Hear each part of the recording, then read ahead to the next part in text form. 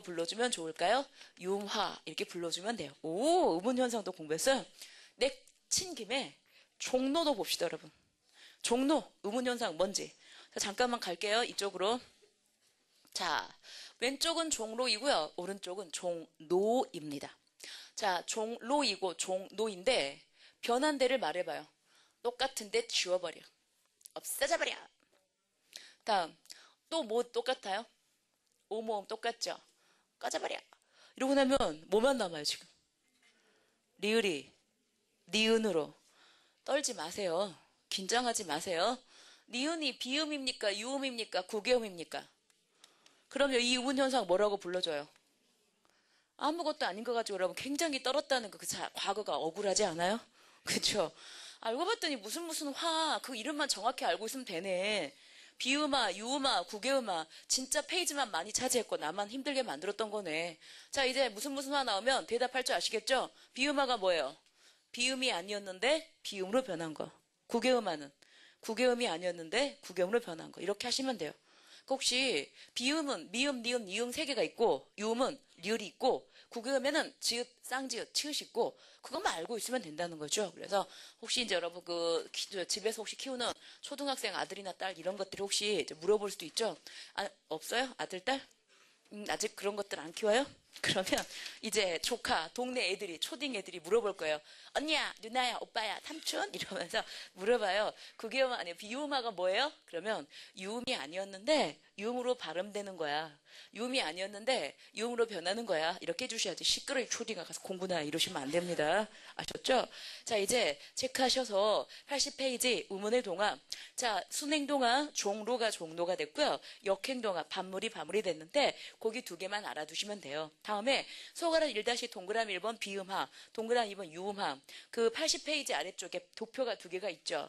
근데 위쪽에 있는 비음화는 진짜 예문 많죠. 그러니까 가만 놔두면 공부 어떻게 하냐면 기역, 디귿, 비읍 더하기 니은, 미음이 니은, 미음, 미음 더하기 니은, 미음 이렇게 하고 있어요. 답답해요. 공부하는 거 보면. 그래서 절대 그런 짓 하지 마세요. 비음화, 비음으로 변한 거다. 그럼 돼요. 어떤 거 나와도 여러분 다 이 안에 들어가요. 유음화, 유음으로 변한 거다. 그런 대신 비음과 유음이 뭔지는 알고 있어야죠. 문제는 비음이 뭔지 모르면서 비음으로 변한 거다. 이렇게 대답하시면 안 되잖아요. 그래서 비음화, 유음화 전부 다 똑같습니다. 자, 이제 모음동화는 다시 설명하겠습니다. 자, 그러면 이제 비음화인지 유음화인지 제가 잘 모르겠으니까 이제 확인 문제 하나 하고서 이제 모음동화 설명해 드릴게요. 비음화인지 유음화인지 저는 잘 모르겠는데 남들한테 잘 이런 사람 있죠. 속아 넘어가는 사람. 발음해 보세요. 그렇죠. 이제 변한 데를 빨리 찾아야죠. 1차 데이터 봤다. 2차 데이터 분석한다. 변한 데를 찾는다. 뭐가 뭘로 변했다. 기억이 이응으로 변했다. 이응의 이름이 뭐다. 그렇죠. 의문현상은 자, 이렇게까지 4초 걸리시면 훌륭합니다. 근데 이것을 기억, 디귿, 비읍 더하기 니은, 미음, 이응 더하기 이것이 화살표, 니은, 미음, 미응 이렇게 하시면 진짜로 4초 안에 못 풀어요. 답은 정확히 빨리 찾아가는 방법 알아야죠. 자, 이제부터 모음 동화를 공부하겠습니다. 자, 모음 동화란 자체는 모음이 만나서 동화, 서로 닮아가는 현상을 모음 동화라고 합니다. 자, 그러면 모음끼리 만나서 동화라는 말부터 설명드려야 되겠네요. 자, 동화라는 말은요, 닮아가는 거예요. 나는 자연에 동화됐어요. 자연을 닮아갔어요. 나는 그 분위기에 동화됐어요. 나는 그 분위기를 닮게 됐어요. 이게 바로 동화입니다. 이 동자란 말은 닮아갔다라는 얘기입니다. 근데 여러분, 의문하고 의문이 만나면 동화될 확률이 정말 많아요. 여러분도 노량진 분위기에 됐어요, 벌써. 동화라는 말은 그 분위기에 닮아간 같이 된다는 거거든요. 노량진 분위기 어떻게 동화가 되냐면, 노량진에 오면 개나리꽃이 있잖아요. 회색으로 피어요.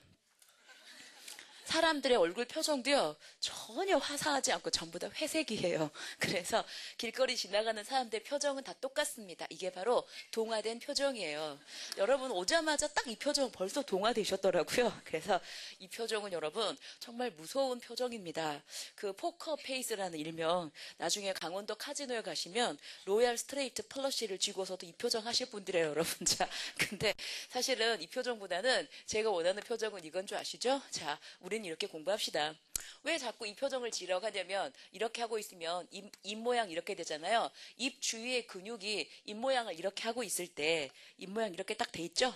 저기 스마일 이거 있을 때 입 주위의 근육이 우리의 뇌 중에 어디를 자극하냐면 기억력과 집중력 여기를 자극하거든요. 그러니까 여러분 어차피 한 시간 동안 우리 앉아서 버티기로 했잖아요. 끝까지 버티고 앉아 있어요. 있으려면 이러고만 있어봐요. 자, 마음은 기분 더럽더라도 괜찮아요. 자, 얼굴 표정만 이러고 있으면 우리 기억력, 집중력 최강이 됩니다. 똑같은 조건에서 똑같이 10시간을 공부한 사람이 어떤 사람은 성적이 높이 나오고 어떤 사람은 성적이 별로 안 나오고 그건 여러분 거기에도 있어요. 차이가. 그래서 우리 어차피 똑같은 주어진 시간이 똑같다면 남들보다 더 잘해야 되지 않아요? 여러분 어차피 경쟁력입니다. 경쟁력이에요. 경쟁력 갖추려면 자, 1시간에 앉아서 집중 최강 해야 되니까 이 표정이 훨씬 더 여러분 좋은 표정이에요. 그나마 여러분 상대방이 봤을 때 어느 표정이 더 여러분 기분 좋을까요? 당연히 이거겠죠. 저 기분 좋으라고 그러지는 마시고요. 나중에 필기시험 합격할 때까지 이 표정 유지하셨다가 필기 합격하고 나면 면접시험 보러 갈 텐데 면접관 앞에서 이 표정하고 앉아있으면 안 되잖아요. 습관처럼. 자, 이렇게 하고 그런데다가 또 면접관이 앞에니까 더 떨려가지고 심지어 근육 경련까지 일어나면 이렇게 되거든요. 이렇게 평소에 많이 웃어요. 그래서 얼굴 표정만 착착 풀어주고 그래야지 면접관 앞에서 진짜 자신 있게 내가 얼마나 열심히 공부했는데 내 합격까지 왔는데 정작 여러분 진짜 합격자보다 몇십 명 더 많이 뽑아서 정확히 면접에서 떨어뜨립니다. 성적하고 아무 관계없이 뭐로 떨어뜨린 줄 아세요?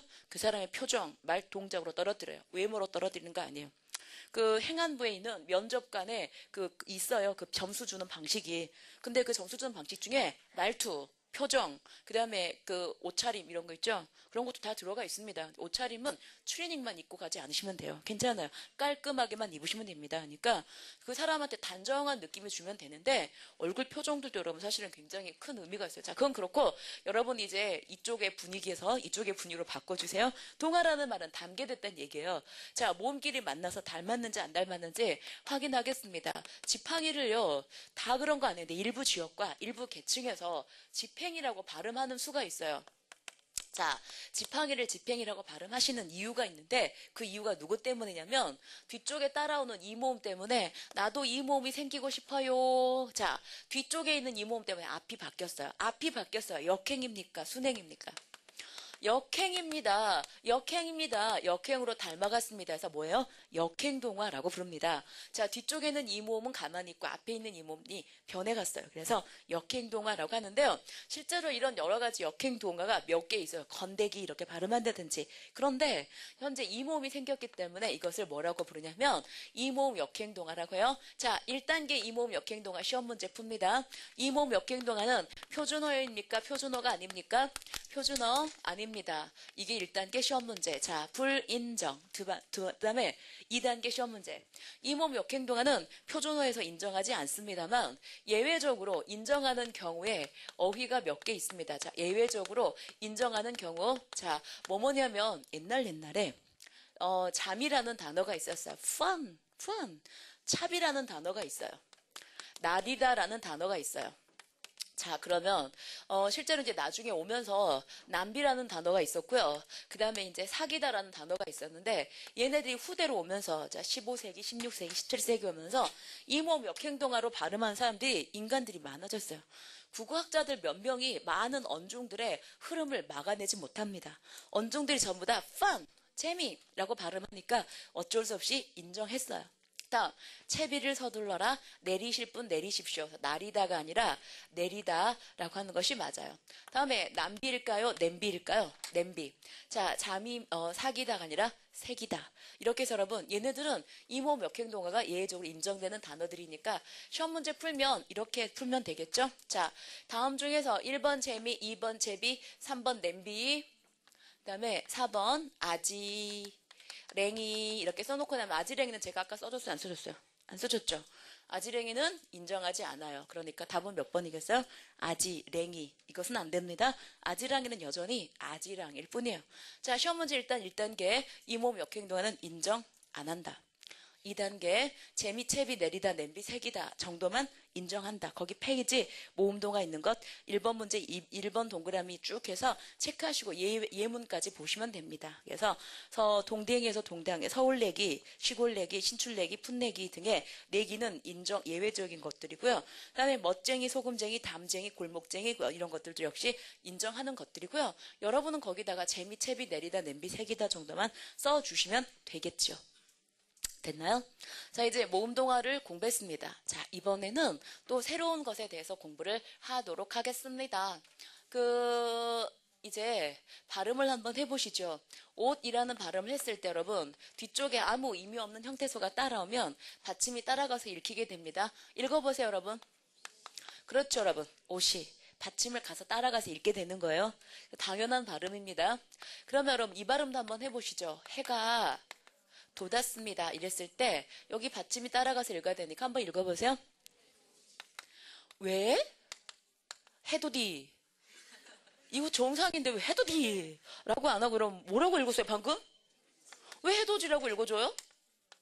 자, 보세요. 원칙적으로 읽을 때는 해돋이 이래야 돼요. 근데 제가 해돋이 이렇게 읽으니까 정말 많이 힘도 들어요. 힘도 들고요. 없어 보이죠? 해돋이 이러니까.